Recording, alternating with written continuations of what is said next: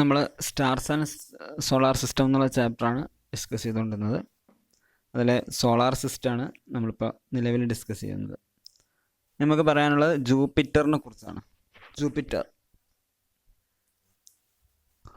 The most massive planet in our solar system.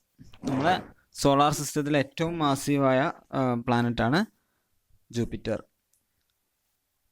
ഭൂമിയുടെ 318 ഇരട്ടി മാസീവാണ് ഈ പ്ലാനറ്റ്. അതുപോലെ തന്നെ ലാർജസ്റ്റ് പ്ലാനറ്റുമാണ്. ഭൂമിയുടെ 1300 ഇരട്ടി വലുപ്പമുണ്ട് ജൂപ്പിറ്ററിന്. അപ്പോൾ ഏറ്റവും മാസീവായ ഏറ്റവും ലാർജസ്റ്റായ പ്ലാനറ്റാണ് ജൂപ്പിറ്റർ എന്ന് പറയുന്നത്. അതിന് 62 മൂൺസ് ഉണ്ട്. 62 ഉപഗ്രഹങ്ങൾ ഈ ജൂപ്പിറ്റർ എന്ന് പറയുന്ന ഗ്രഹത്തിന് ഉണ്ട്. ഇതിൻ്റെ അറ്റ്മോസ്ഫിയർ കോമ്പോസിഷൻ എന്ന് പറയുന്നത് സൂര്യന് ഏകദേശം തുല്യമാണ്. പ്രധാനമായിട്ടുള്ളത് ഹൈഡ്രജനും അതേപോലെ ഹീലിയവുമാണ്. ഇതിൻ്റെ ഓർബിറ്റൽ പീരീഡ് എന്ന് പറയുന്നത് 11.85 എർത്ത് ഇയേഴ്സാണ്. റൊട്ടേഷൻ പീരീഡ് എന്ന് പറയുന്നത് 9.92 ആണ്. അതായത് സ്വയം കറങ്ങാൻ വേണ്ടിയിട്ട് എടുക്കുന്നത് 9.92 മണിക്കൂർ മാത്രമാണ്. ഭൂമിയിലെ നമ്മുടെ 9.92 മണിക്കൂർ മാത്രമാണ് എടുക്കുന്നത്. അതേസമയം ഓർബിറ്റ് ചെയ്യാൻ സൂര്യൻ ചുറ്റും കറങ്ങാൻ വേണ്ടിയിട്ട് ഭൂമിയിലെ 12 വർഷത്തിനടുത്ത് 11.8 ഇയേഴ്സ് എടുക്കുന്നുണ്ട്. അപ്പോൾ അത് തമ്മിലുള്ള വ്യത്യാസം മനസ്സിലായല്ലോ. സ്വയം കറങ്ങാനുള്ള സമയം എന്ത് ചെയ്യുന്നു? കുറയുന്നു. ദൂരം കൂടുന്നതിനനുസരിച്ച് കുറയുന്നു. അതേസമയം സൂര്യൻ ചുറ്റും കറങ്ങാനുള്ള സമയം കൂടുന്നു. അതിൻ്റെ ഇക്വറ്റോറിയൽ റേഡിയസ് എന്ന് പറയുന്നത് 71,492 കിലോമീറ്ററാണ്. ഭൂമിയുടെ 6,500 സംതിങ്, നിങ്ങൾക്ക് ഓർമ്മ ഉണ്ടാവുമല്ലോ. അപ്പോൾ ഇതിൻ്റെ 71,492 കിലോമീറ്ററാണ്. അപ്പം അത്രയും മാസീവായ അത്രയും വലിയ പ്ലാനറ്റാണ് ജൂപ്പിറ്റർ എന്ന് പറയുന്നത്. അതുകൊണ്ട് തന്നെ ഇതിന് 62 മൂൺ, ഇത് നോൺ മൂൺസ് ആണ് കേട്ടോ. നമ്മൾ അറിയപ്പെടാത്ത മൂൺസ് ഇനിയും ഉണ്ടാവാം. ഇതാണ് ജൂപ്പിറ്റർ. ഇതിനടുത്ത് സാറ്റേൺ ആണ്. സാറ്റേണിൻ്റെ പ്രത്യേകത ഉണ്ടല്ലോ, അതിനൊരു റൗണ്ട് ഉണ്ടാവും. അതിൻ്റെ കളർ എന്ന് പറയുന്നത് യെല്ലോ കളറാണ്. അതിൻ്റെ ഒരു റിങ് ഉണ്ടാവും അതിന് ചുറ്റും, ആണ് അതിൻ്റെ മറ്റൊരു പ്രത്യേകത. ഏറ്റവും ഡെൻസിറ്റി കുറഞ്ഞ പ്ലാനറ്റാണ് സാറ്റേൺ. വെള്ളത്തേക്കാൾ ഡെൻസിറ്റി കുറവാണ്. വെള്ളത്തേക്കാൾ ഡെൻസിറ്റി കുറവാണെന്ന് പറഞ്ഞാൽ വെള്ളത്തിലിട്ടാൽ പൊങ്ങിക്കിടക്കുന്ന അർത്ഥം. ഇത്രയും വെള്ളത്തേക്കാൾ ഡെൻസിറ്റി കുറഞ്ഞ പ്ലാനറ്റാണ് സാറ്റേൺ എന്ന് പറയുന്നത്. അതിൻ്റെ മെയിൻ ഡിസ്റ്റൻസ് എന്ന് പറയുന്നത് 1426 മില്യൺ കിലോമീറ്ററാണ്. 1426.73 മില്യൺ കിലോമീറ്ററാണ് ഇതിൻ്റെ മെയിൻ ഡിസ്റ്റൻസ് എന്ന് പറയുന്നത്. ഭൂമിയുടേത് 149 ആയിരുന്നു. വ്യത്യാസം മനസ്സിലായല്ലോ. ഇതിൻ്റെ ഓർബിറ്റ് പീരീഡ് എന്ന് പറയുന്നത് 29.4 എർത്ത് ഇയേഴ്സാണ്. വീണ്ടും കൂടി 29.4 എർത്ത് ഇയേഴ്സാണ് അവിടുത്തെ ഒരു ഇയർ എന്ന് പറയുന്നത്. റൊട്ടേഷൻ പീരീഡ് എന്ന് പറയുന്നത് 10.65 അവേഴ്സാണ്. 10.65 മണിക്കൂർ കൊണ്ട് അവിടുത്തെ ഒരു ദിവസം കഴിയും. പക്ഷേ ഭൂമിയിലെ 29.4 വർഷം കൊണ്ട് അവിടെ ഒരു വർഷമാവുകയുള്ളൂ. അതിൻ്റെ ഇക്വറ്റോറിയൽ റേഡിയസ് എന്ന് പറയുന്നത് 60,268 കിലോമീറ്ററാണ്. അതിൻ്റെ നോൺ മൂൺസ് എന്ന് പറയുന്നത് 62 ആണ്. ഇനി അടുത്ത പ്ലാനറ്റ് യുറാനസ് ആണ്. ഈസ്റ്റ് ടു വെസ്റ്റ് ആണ് ഇതിൻ്റെ റൊട്ടേഷൻ എന്ന് പറയുന്നത്. അതുപോലെ ഹൈലി ടിൽറ്റഡ് റൊട്ടേഷണൽ ആംഗിളാണ്. അപ്പോൾ വളരെ അധികം ചെരിഞ്ഞ റൊട്ടേഷണൽ ആംഗിൾ ആയതുകൊണ്ട് തന്നെ അത് സ്ലൈഡ് ചെയ്യുന്നത് പോലെ തോന്നും. ഇപ്പോൾ നമ്മളൊരു നിലത്ത് വെച്ചിട്ടൊരു സാധനം ഉരുട്ടുന്നത് പോലത്തെ ഒരു ഫീലിംഗ് ആണ് അതിനുണ്ടാവുക. അതിൻ്റെ മെയിൻ ഡിസ്റ്റൻസ്, സൂര്യനിൽ നിന്നുള്ള മെയിൻ ഡിസ്റ്റൻസ് പറയുന്നത് 2870 മില്യൺ കിലോമീറ്ററാണ്. ഓർബിറ്റൽ പീരീഡ് 84.02 എർത്ത് ഇയേഴ്സാണ്. അതിൽ റൊട്ടേഷൻ പീരീഡ് 17.24 മണിക്കൂറുകളാണ്. അതിൻ്റെ ഇക്വറ്റോറിയൽ റേഡിയസ് എന്ന് പറയുന്നത് 25,559 കിലോമീറ്ററാണ്. ഭൂമിയേക്കാളൊക്കെ വളരെ വലുതാണെന്ന് അർത്ഥം. Non moons 27. നെപ്റ്റ്യൂൺ ആണ് അടുത്തത്.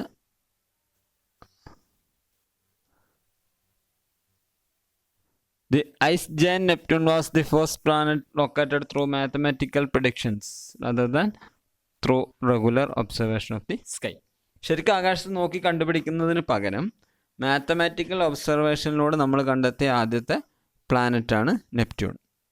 ഇത് ഐസാണ് മുഴുവനായിട്ട്. ഓക്കെ, അതാണ് സൂര്യനിൽ നിന്ന് വളരെ അകലെയാണ്. ചൂട് വളരെ കുറവായിരിക്കും. സൂര്യനിൽ നിന്ന് കിട്ടുന്ന ചൂട് വളരെ കുറവായിരിക്കും. അതുകൊണ്ട് തന്നെ ഐസ് ജയന്റ് പ്ലാനറ്റാണ് നെപ്റ്റ്യൂൺ എന്ന് പറയുന്നത്. തണുത്തുറഞ്ഞ ഒരു ഗ്രഹമാണ്. സൂര്യനിൽ നിന്നുള്ള മെയിൻ ഡിസ്റ്റൻസ് എന്ന് പറയുന്നത് 4,498 മില്യൺ കിലോമീറ്ററാണ്. ഓർബിറ്റ് പീരീഡ് എന്ന് പറയുന്നത് വളരെ കൂടുതലാണ്. 164.79 എർത്ത് ഇയേഴ്സ് ആണ് അവിടുത്തെ ഒരു ഇയർ എന്ന് പറയുന്നത്. റൊട്ടേഷൻ പീരീഡ് എന്ന് പറഞ്ഞാൽ 16.11 മണിക്കൂറുകളാണ്. ഇക്വറ്റോറിയൽ റേഡിയസ് എന്ന് പറയുന്നത് 24,764 കിലോമീറ്റർ ആണ്. 13 മൂൺസ് നമുക്ക് നിലവിൽ അറിയപ്പെടുന്ന മൂൺസ് ഉണ്ട്. ഇനി ലാസ്റ്റ് പ്ലൂട്ടോ ആണ്. പ്ലൂട്ടോ ഇടക്കാലത്ത് നമ്മൾ ഗ്രഹങ്ങളുടെ പട്ടികയിൽ നിന്ന് ഒഴിവാക്കിയിരുന്നു. ഗ്രഹങ്ങളാവണമെങ്കിൽ ഒരു പ്ലാനറ്റ് ആയിട്ട് അംഗീകരിക്കണമെങ്കിൽ, ഒരു സെലസ്റ്റിയൽ ബോഡിയെ പ്ലാനറ്റ് ആയിട്ട് അംഗീകരിക്കണമെങ്കിലുള്ള ചില കണ്ടീഷൻസ് ഉണ്ട്. അത് സാറ്റിസ്ഫൈഡ് ആവുന്നില്ല എന്ന് പറഞ്ഞിട്ടാണ് നമ്മൾ ഒഴിവാക്കിയത്. പിന്നീട് നോക്കുമ്പോൾ അത് സാറ്റിസ്ഫൈഡ് ആവുന്നു എന്ന് കണ്ടിട്ട് നമ്മളതിനെ തിരിച്ച് വീണ്ടും ഗ്രഹങ്ങളുടെ പട്ടികയിൽ ഉൾപ്പെടുത്തുന്നത്. മീൻ ഡിസ്റ്റൻസ് എന്ന് പറയുന്നത് 5,906 മില്യൺ കിലോമീറ്റർ ആണ് സൂര്യനിൽ നിന്നുള്ള അകലം. ഓർബിറ്റൽ പീരീഡ് എന്ന് പറയുന്നത് 247.92 എർത്ത് ഇയേഴ്സ് ആണ്. റൊട്ടേഷൻ പീരീഡ് എന്ന് പറയുന്നത് 6.387 എർത്ത് ഡേയ്സ് ആണ്. ഓക്കെ, അതിൻ്റെ റൊട്ടേഷന് കുറച്ച് സമയം കൂടുതലെടുക്കും. ഭൂമിയിലുള്ള 6.387 എർത്ത് ഡേയ്സ് എടുക്കും. ഇക്വറ്റോറിയൽ റേഡിയസ് എന്ന് പറയുന്നത് 1180 കിലോമീറ്റർ ആണ്. വളരെ ചെറുതാണ് എന്നർത്ഥം. ഭൂമിയെക്കാളൊക്കെ വളരെ ചെറുതാണ്. അപ്പോൾ ഇത്രയാണ് ഇതിൻ്റെ പ്രത്യേകത. മെർക്കുറി, വീനസ്, എർത്ത്, മാസ് ഇവ സൂര്യനോട് വളരെ അടുത്ത് നിൽക്കുന്ന പ്ലാനറ്റാണ്. അതുകൊണ്ട് ഇതിന് നമ്മൾ ഇന്നർ പ്ലാനറ്റ് എന്നാണ് വിളിക്കുക. അപ്പോൾ ഇതിനൊക്കെ മൂൺസ് കുറവായിരിക്കും. ചിലതിന് മൂൺസ് ഉണ്ടാവില്ല, അല്ലെങ്കിൽ മൂൺസ് കുറവായിരിക്കും. അതേസമയം ഔട്ടർ പ്ലാനറ്റ്സ് എന്ന് പറഞ്ഞാൽ അതിനൊരു ചെറിയ റിംഗ് സ്ട്രക്ചർ ഉണ്ടാവും. അതേപോലെ ധാരാളം മൂൺസ് ഉണ്ടാവും. സൂര്യനിൽ നിന്ന് വളരെ അകലെയുള്ള പ്ലാനറ്റ്സിനാണ് നമ്മൾ ഔട്ടർ പ്ലാനറ്റ്സ് എന്ന് വിളിക്കുക. ഇപ്പോൾ ഇന്നർ പ്ലാനറ്റ്സ് എന്ന് പറയുന്നത് 4 എണ്ണമാണ്. Mercury, Venus, Earth, Mars. ബാക്കിയുള്ളതൊക്കെ ഔട്ടർ പ്ലാനറ്റുകളാണ്. ഔട്ടർ പ്ലാനറ്റാണ് മാർസ് കൂടുതലുണ്ടാവുക. ഇന്നർ പ്ലാനറ്റിന് മൂൺസ് കുറവായിരിക്കും. ഇനി മറ്റൊരു സെലസ്റ്റിയൽ ബോഡിയാണ് ആസ്ട്രോയിഡ്സ് എന്ന് പറയുന്ന സാധനം. ആസ്ട്രോയിഡ്സ് കണ്ടുവരുന്നത് മാർസിൻ്റെയും ജൂപ്പിറ്ററിൻ്റെയും ഇടയിലാണ്. There is a large gap between the orbits of Mars and Jupiter. മാർസിൻ്റെയും ജൂപ്പിറ്ററിൻ്റെ ഇടയിൽ ഒരു വലിയ ഗ്യാപ്പ് ഉണ്ട്. This gap is occupied by a large number of small objects. വളരെയധികം ചെറിയ ചെറിയ ഒബ്ജക്റ്റുകൾ അതിനിടയിലുണ്ടാവും. That revolve in the sun. ഇതിനെയാണ് നമ്മൾ ആസ്ട്രോയിഡ്സ് എന്ന് വിളിക്കുന്നത്. അപ്പോൾ മാർസിൻ്റെയും ജൂപ്പിറ്ററിൻ്റെയും ഇടയിൽ കാണപ്പെടുന്ന കുറേ ചെറിയ ചെറിയ ഒബ്ജക്റ്റുകൾ, അതിനാണ് നമ്മൾ ആസ്ട്രോയിഡ്സ് എന്ന് വിളിക്കുന്നത്. ഇനി അടുത്തത് കോമറ്റ്സ് ആണ്. വാൽനക്ഷത്രങ്ങൾ നിങ്ങൾ കേട്ടിട്ടുണ്ടാവും. വാൽനക്ഷത്രങ്ങൾ. Comets are leftovers from the dawn of the solar system around 4.6 billion years ago and consists mostly of ice coated with dark organic material. അവശിഷ്ടങ്ങളാണ് ശരിക്കത്. 4.6 billion years മുമ്പ് നമ്മൾ ബിഗ് ബാങ് തിയറി ഒക്കെ പറയുന്നുണ്ട്. ആ സമയത്ത് സോളാർ സിസ്റ്റം ഫോം ചെയ്യുന്ന സമയത്ത് ഉണ്ടായിട്ടുള്ള അവശിഷ്ടങ്ങളാണ് ശരിക്കും ഈ കൊമറ്റ്സ് ആയിട്ട് മാറിയിട്ടുള്ളത്. ഇതൊരു ഐസ് കോട്ടഡ് ഓർഗാനിക് മെറ്റീരിയൽ, ഐസിനെ കൊണ്ട് കോട്ട് ചെയ്തിട്ടുള്ള, അതായത് തണുത്തുറഞ്ഞ സാധനമാണ് പുറത്തുണ്ടാവുക, ഉള്ളിൽ ഓർഗാനിക് മെറ്റീരിയൽ ആയിരിക്കും. ഇതും സൂര്യന് ചുറ്റും ഒരു ഹൈലി എലിപ്റ്റിക്കൽ ഓർബിറ്റിലാണ് ഇത് റിവോൾവ് ചെയ്തുകൊണ്ടിരിക്കുന്നത്.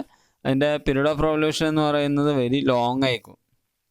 അപ്പോൾ ഇതിന് ഒരു പ്രത്യേകത എന്ന് പറഞ്ഞാൽ ഇതിനൊരു ബ്രൈറ്റ് ഹെഡ് ഉണ്ടാവും, ഒരു വിത്ത് എ ലോങ് ടൈൽ. അപ്പോൾ ഇതിൻ്റെ ടൈല് സൂര്യനേക്ക് അടുത്ത് വരുന്നതിനനുസരിച്ച് എന്ത് ചെയ്യും, വ്യത്യാസം വരും. സൂര്യനിൽ നിന്നുള്ള സോളാർ വിൻഡ് എന്ന് പറയുന്ന ഒരു പ്രതിഭാസമുണ്ട്. സൂര്യനിൽ നിന്ന് വരുന്ന ഒരു ഹോട്ട് ഗ്യാസിൻ്റെ പ്രവാഹം. അപ്പോൾ ഇത് കാരണമായിട്ട് നമ്മൾ ഈ ഐസ് കോൾഡ് ആയിട്ടുള്ള ഈ കോമറ്റ് ഇത് ഉരുകിയിട്ട് ആ കാറ്റടിക്കുമ്പോൾ നമ്മൾ വിളക്കൊക്കെ ഇങ്ങനെ എന്താ പറയുക, ഒരു ഫ്ലെയിമിലേക്ക് കാറ്റടിച്ച് ഇങ്ങനെ നിൽക്കൂലേ, അതേപോലത്തെ ഒരു കണ്ടീഷനിൽ സൂര്യന് ഓപ്പോസിറ്റ് ഡയറക്ഷനിൽ ഒരു ടെയിൽ പോലെ പ്രത്യക്ഷപ്പെടും. ശരിക്കും ഗോളാകൃതിയിലുള്ള സാധനമാണ്. അപ്പോൾ അതുകൊണ്ടാണ് ഇത് നമ്മൾ കൊമറ്റ് അല്ലെ വാൽനക്ഷത്രം എന്നുള്ള പേര് നമ്മൾ വിളിക്കുന്നത്. The tail always direct away from the sun. On comet, Halley's comet appears every 76 years.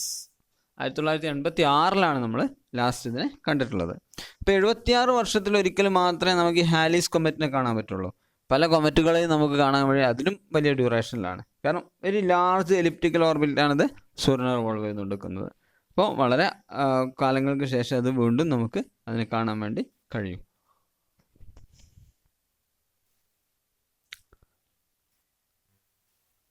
ഇനി meteors and meteorites. Usually small objects that occasionally enters the Earth's atmosphere. ഭൂമിയുടെ അന്തരീക്ഷത്തിലേക്ക് ചില സമയങ്ങളിലൊക്കെ അറിയാതെ കടന്നു കയറുന്ന ചില ചെറിയ ഒബ്ജക്റ്റുകളാണ് മീറ്റിയോസ് അല്ലെങ്കിൽ മീറ്റിയോറൈറ്റ്സ് എന്നൊക്കെ പറയുന്നത്. At the time it has A very high speed. ഭൂമിയുടെ അറ്റ്മോസ്ഫിയറിലേക്ക് കടക്കുന്ന സമയത്ത് ഭയങ്കര സ്പീഡിലേക്ക് വളരെ വലിയ വേഗതയിലേക്ക് ഇത് ഭൂമിയുടെ അറ്റ്മോസ്ഫിയറിലേക്ക് കടക്കുക. അപ്പോൾ ഈ അറ്റ്മോസ്ഫിയറുമായിട്ടുള്ള ഫ്രിക്ഷൻ കാരണം ഇത് ചൂടാവും, എന്നിട്ട് കത്തിപ്പോവും, പെട്ടെന്ന് തന്നെ ഇവാപ്പറേറ്റ് ചെയ്ത് പോവും. അപ്പോൾ നമുക്കൊരു തീക്കൊള്ളി പോലെ നമുക്ക് ഫീൽ ചെയ്യാം. അതുകൊണ്ടാണ് നമ്മളിതിനെ ഷൂട്ടിംഗ് സ്റ്റാർസ് എന്നൊക്കെ നമ്മൾ വിളിക്കാറുണ്ട്. ഒരു തീക്കൊള്ളി പോകുന്ന പോലെ പെട്ടെന്ന് നമുക്ക് അന്തരീക്ഷത്തിൽ ഇങ്ങനെ കാണാൻ പറ്റും. ആകാശത്തിലുള്ള ഒരു തീക്കൊള്ളി പെട്ടെന്ന് എറിയുന്നത് പോലെ. അപ്പോൾ അത് വളരെ വേഗതയിൽ ഭൂമിയിലേക്ക് പ്രവേശിക്കും. അപ്പോൾ എന്ത് ചെയ്യും? ഭൂമിയിൽ നിന്ന് കത്തിപ്പോവും. ചന്ദ്രനിൽ ഈ അറ്റ്മോസ്ഫിയർ ഇല്ലാത്തതുകൊണ്ട് ഇത് ചന്ദ്രനിലേക്ക് എത്തിക്കഴിഞ്ഞാൽ എന്ത് ചെയ്യും? നേരെ വന്നതിൽ സർഫസിലിടിക്കും. അപ്പോൾ അവിടെ വലിയ ക്രൈറ്ററുകൾ രൂപപ്പെടും. കാരണം വലിയ വലിയ സാധനങ്ങളാണ്. ഭൂമിയിലും ചിലപ്പോൾ അപൂർവ സമയങ്ങളിലൊക്കെ ഇത് കത്തിത്തീരാതെ ഭൂമിയിൽ എത്താറുണ്ട്. അത്രയും വേഗതയിൽ വരികയാണ്. വലിയ ഒബ്ജക്റ്റാണ്. ചിലപ്പോൾ ഇത് കത്തി തീർന്നോളണമെന്നില്ല. അപ്പോൾ ഈ ഫ്രിക്ഷൻ കൊണ്ട് ഇത് കത്തിത്തീരുന്നത് കൊണ്ടാണ്. അല്ലെങ്കിൽ നമുക്കൊക്കെ ഭയങ്കര അപകടങ്ങളൊക്കെ സംഭവിക്കാം. Some meteors are large and so they can reach the earth before they evaporate. Complete evaporate ചെയ്യുന്നതിന് മുമ്പ് ഭൂമിയിലെത്താം. ഓക്കെ, അപ്പോൾ ഇതിനെ നമ്മൾ മീറ്റിയോറൈറ്റ്സ് എന്നാണ് വിളിക്കുക. അങ്ങനെ നമ്മൾ മീറ്റിയോറൈറ്റ്സ് എന്നാണ് വിളിക്കുക. ഇതാണ് ശാസ്ത്രജ്ഞന്മാർ പിന്നീട് പഠിക്കാൻ വേണ്ടിയിട്ട്, അതിനെക്കുറിച്ച് പഠിക്കാൻ വേണ്ടിയിട്ടൊക്കെ ഉപയോഗിക്കുന്ന സാധനം. പിന്നെ മീറ്റിയോർ ഷവേഴ്സ് ഉണ്ട്. When the earth crosses the tail of a comet, swarm of meteors are seen. ഭൂമി ഒരു കൊമറ്റിൻ്റെ ടെയിൽ ക്രോസ് ചെയ്യുന്ന സമയത്ത് നമുക്ക് മീറ്റിയോർ ഷവേഴ്സ്, കുറേയധികം മീറ്റിയോർസ് ഒരുമിച്ച് കാണാൻ വേണ്ടി കഴിയും. അതാണ് നമ്മൾ മീറ്റിയോർ ഷവേഴ്സ് എന്ന് വിളിക്കുന്നത്. ഇത്രയാണ് ഈ ചാപ്റ്ററിൽ നമുക്ക് പഠിക്കാനുള്ളത്. ഇതിൽ പറയപ്പെട്ട ഓരോ കാര്യങ്ങളും നിങ്ങൾക്ക് വിശദമായിട്ട് കൂടുതൽ പഠിക്കാനുള്ള കുറേ ഏരിയകളുണ്ട്. വളരെ രസകരമായ ഒരു പഠനമാണ് ഈ സ്റ്റാർസിനെയും സോളാർസിനെ കുറിച്ചുള്ള പഠനം. നമ്മൾ അതിൻ്റെ ഏറ്റവും ബേസിക്കായ ഇൻഫർമേഷൻസ് മാത്രമേ ഇപ്പോൾ നിങ്ങൾക്ക് കിട്ടിയിട്ടുള്ളൂ. ഇതിൽ ഓരോന്നിനെ കുറിച്ചും നമുക്ക് വളരെ ഡീറ്റെയിൽ ആയിട്ട് പഠിക്കാനുണ്ട്. ഭൂമിയെക്കുറിച്ചാണെങ്കിലും ഓരോ ഗ്രഹങ്ങളെക്കുറിച്ചും കുറേ കൂടുതൽ പഠിക്കാം. നമ്മൾ പഠനങ്ങളൊക്കെ നടത്താറുണ്ട്. മംഗൾയാനെക്കുറിച്ചൊക്കെ നിങ്ങൾ കേട്ടിട്ടുണ്ടാവും അല്ലേ? ഇന്ത്യയുടെ പ്രൊജക്റ്റാണ്. അപ്പോൾ ഇതേപോലെ പല പ്ലാനറ്റുകളിലേക്കും നമ്മൾ ഉപഗ്രഹങ്ങൾ അയച്ചിട്ടും മറ്റൊക്കെ നമ്മൾ പഠനങ്ങൾ നടത്തുന്നുണ്ട്. ചന്ദ്രനിലേക്ക് നമ്മളുടെ മിഷൻ ഉണ്ടായി, ചന്ദ്രയാൻ ഉണ്ടായിരുന്നു. അപ്പോൾ ഇതേപോലെ പല മിഷനുകളുണ്ട്. അതേപോലെ തന്നെ നമ്മൾ ആർട്ടിഫിഷ്യൽ സാറ്റലൈറ്റുകളുണ്ട്. ഇതിനൊക്കെ പുറമെ ഇതൊക്കെ എന്ന് പറയുന്നത് നമ്മളെ നാച്ചുറൽ ആയിട്ടുള്ള കാര്യങ്ങളാണ്. അതിന് പുറമെ നമ്മൾ പഠനത്തിന് വേണ്ടിയിട്ടും മറ്റൊക്കെ നമ്മൾ ആർട്ടിഫിഷ്യൽ സാറ്റലൈറ്റുകൾ ഉപയോഗപ്പെടുത്താറുണ്ട്. ആർട്ടിഫിഷ്യൽ സാറ്റലൈറ്റ് എന്ന് പറഞ്ഞാൽ നമ്മൾ കൃത്രിമമായിട്ട് ഉപഗ്രഹങ്ങൾ ഉണ്ടാക്കിയിട്ട് വിടുക. അപ്പോൾ അതിൽ പല രീതിയിലുള്ള ജിയോസ്റ്റേഷണറി സാറ്റലൈറ്റുകളുണ്ട്. നമ്മൾ വാർത്താവിനിമയങ്ങളും മറ്റൊക്കെ നടക്കുന്നത് നമ്മൾ പലപ്പോഴും ഇതേപോലെ സാറ്റലൈറ്റുകൾ ഉപയോഗിച്ചാണ്. ആവശ്യമായ വിവരങ്ങൾ നമ്മൾ കൈമാറും. നമ്മളെ ലൈവ് ഇതൊക്കെ ഈ ഒരു രീതിയിലാണ് നമ്മൾ ചെയ്യുന്നത്. ഇതൊക്കെ നമ്മൾ കൂടുതൽ പഠിക്കേണ്ട ഏരിയകളാണ്. നിങ്ങൾ സൗകര്യം പോലെ കൂടുതലായിട്ട് ഇതിനെക്കുറിച്ചൊക്കെ പഠിക്കണം. നമ്മൾ ഈ പഠിച്ച ഇത്രയും കാര്യങ്ങളാണ് നമ്മൾ ടെക്സ്റ്റുമായി ബന്ധപ്പെട്ടിട്ട് നമ്മൾ പഠിക്കാനുള്ളത്. ബാക്കി കാര്യങ്ങളൊക്കെ നിങ്ങൾക്ക് മറ്റേതെങ്കിലും സോഴ്സുകളൊക്കെ ഉപയോഗപ്പെടുത്തി കൂടുതൽ പഠിക്കാവുന്നതാണ്. ഇതോടുകൂടെ നമ്മളെ ഈ ചാപ്റ്റർ കംപ്ലീറ്റ് ആയി.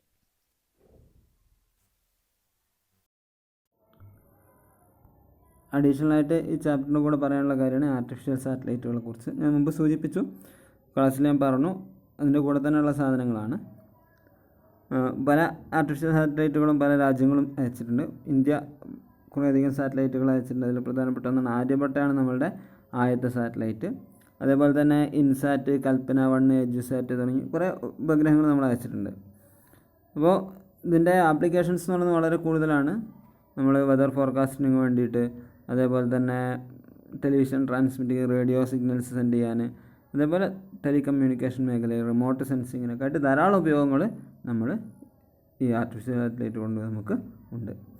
നമ്മൾ ആര്യഭട്ടയിൽ തുടങ്ങി നമ്മളിപ്പോഴും സാറ്റലൈറ്റുകൾ വിക്ഷേപിച്ചുകൊണ്ട് നിൽക്കുകയാണ്. ചിലതൊക്കെ ഞാൻ ക്ലാസ്സുകൾ സൂചിപ്പിച്ചിരുന്നു. പലപ്പോഴും നമ്മളെ വിദ്യാഭ്യാസ ആവശ്യങ്ങളും അതേപോലത്തുള്ള പല കാര്യങ്ങളും നമ്മൾ നടത്തുന്ന ഇതേപോലുള്ള സാറ്റലൈറ്റുകളുടെ സഹായത്തോടു കൂടെയാണ്. അപ്പോൾ പല രാജ്യങ്ങളും സാറ്റലൈറ്റുകൾ അയച്ചിട്ടുണ്ട്. ഇതിൽ തന്നെ വാർത്താവിനിമയത്തിനും മറ്റൊക്കെ രാജ്യങ്ങൾ തമ്മിലുള്ള കരാറുകൾ പ്രകാരം ഒരു രാജ്യത്തിൻ്റെ മറ്റൊരു രാജ്യം ഉപയോഗിക്കും. അതേപോലെ നമ്മുടെ സ്വകാര്യ ആവശ്യങ്ങൾക്ക്, നമ്മുടെ രാജ്യത്തിൻ്റെ സ്വന്തം ആവശ്യങ്ങൾക്ക് വേണ്ടിയിട്ട് പലപ്പോഴും നമ്മൾ സ്വന്തം സാറ്റലൈറ്റുകളൊക്കെ നമ്മൾ ഉപയോഗിക്കാറുണ്ട്. ഇതാണ് ചാപ്റ്ററിൽ ലാസ്റ്റ് പറയാനുള്ളത്. ഇതുകൊണ്ടുള്ള ചാപ്റ്റർ കംപ്ലീറ്റ് ആയി.